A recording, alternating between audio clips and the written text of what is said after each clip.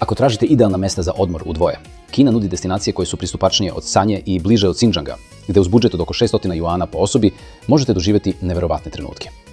Prva stanica je Qinzhou u Guangxiu, gradić potpuno zagrljen morem.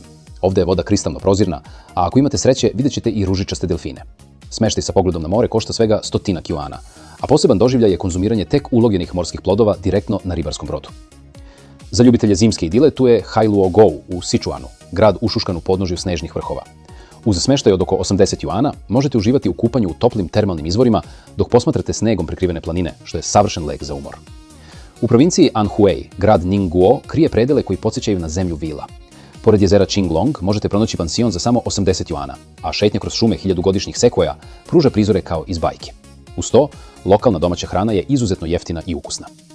Na kraju tu je Hechi u Guangxiu, potcenjeni dragulj sa fantastičnim cenama. Ovaj grad odiše autentičnom atmosferom i nudi vrhunske lokalne specijalitete za svega par juana. Posebna atrakcija je plovidba kroz pećine Sanmenhai, gde neverovatan kraški reljef i tirkizna voda pokazuju svu moć i lepotu prirode. Svaka od ovih lokacija nudi savršen balans mira, prirodnih lepota i pristupačnosti, podsjećajući nas na to kako bi život zaista trebalo da izgleda.